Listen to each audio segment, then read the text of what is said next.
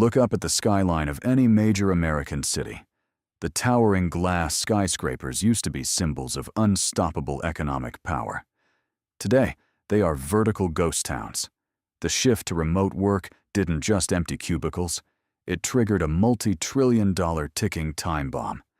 This is the commercial real estate doom loop. While the media focuses on residential housing, hundreds of billions in commercial loans are quietly defaulting. Regional banks, the financial backbone of the country, are holding the bag for empty buildings that no one wants to buy, rent, or occupy. The next financial crisis isn't starting on Wall Street. It is starting in the abandoned office right down the hall.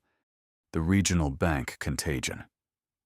Unlike giant Wall Street institutions, mid-sized regional banks are dangerously exposed. They hold nearly 70% of all commercial real estate loans in the United States. When a massive office tower loses its tenants, the building's valuation plummets. The developer can no longer refinance the debt at current high interest rates, so they simply walk away, handing the keys back to the bank. Suddenly, the bank's balance sheet is poisoned with toxic, illiquid assets.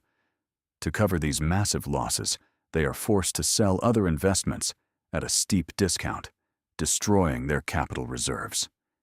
It is a slow-motion bank run, invisible to the public, until the doors lock and the federal regulators step in to take over.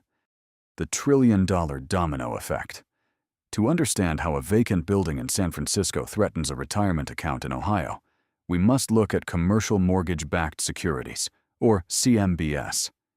Decades ago, Wall Street realized that single commercial loans were too risky to hold alone. So, they bundled hundreds of these massive mortgages together, sliced them into complex financial products, and sold them to institutional investors worldwide. Pension funds, insurance companies, and mutual funds bought these bonds, relying on the steady stream of corporate rent payments to fund retirements and policies. But the system was built on a critical assumption: that demand for premium office space would never permanently decline. As tech giants and corporate conglomerates downsize their footprints, that assumption has shattered. The cash flow stopping at the top means the dividend payments at the bottom are drying up. When these bonds default, the losses do not vaporize. They are absorbed by the retirement portfolios of millions of ordinary workers who have never set foot in the buildings they unknowingly financed. The urban tax revenue collapse. The crisis extends far beyond the portfolios of investors. It strikes at the very heart of how modern cities function. Commercial real estate is the financial engine of metropolitan areas. Property taxes paid by these massive skyscrapers fund the essential infrastructure of everyday life: public schools, police departments, fire stations, and sanitation services. When a billion-dollar office tower becomes functionally obsolete, its assessed value plummets. Owners petition the city to lower their property taxes to match the new, depressed valuation. For a city like New York or San Francisco, this creates a catastrophic shortfall in the municipal budget. We are talking about billions of dollars instantly evaporating from city treasuries.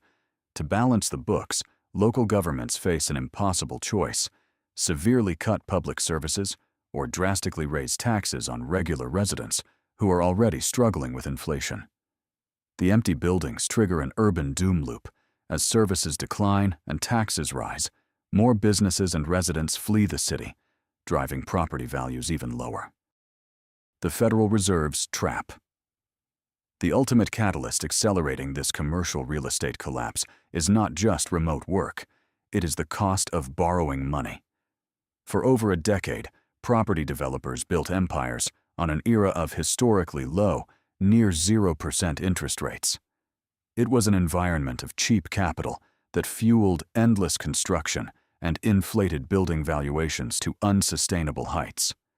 But to combat skyrocketing consumer inflation, the Federal Reserve aggressively raised interest rates, ending the era of free money overnight.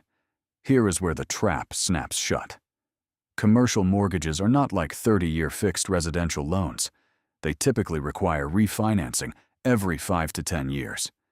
Right now, Hundreds of billions of dollars in commercial debt are maturing. When these building owners go to the bank to refinance their loans, they are facing interest rates that are double or triple what they originally paid.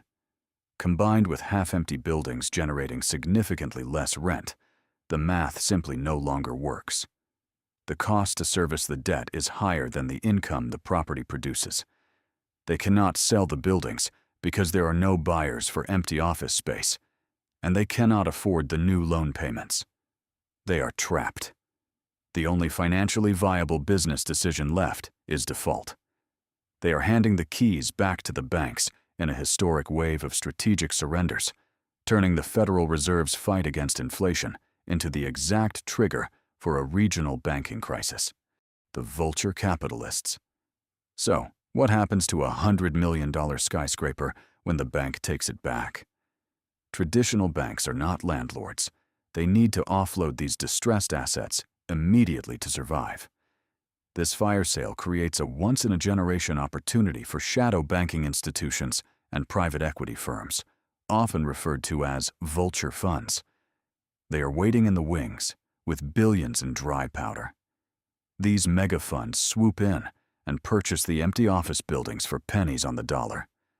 A tower that sold for $300 million in 2019 might be scooped up for $60 million today.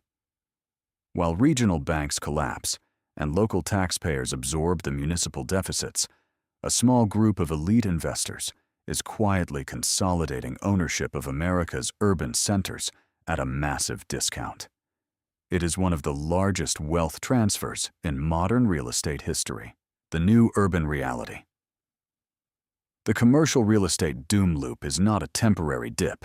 It is a permanent restructuring of the economy. Some of these glass giants will be converted into luxury apartments, but the structural conversion costs are astronomically high. Many will simply sit empty for years, serving as towering monuments to an economic era that no longer exists. The era of the 9-to-5 downtown commute is dead, but the debt used to build it is very much alive.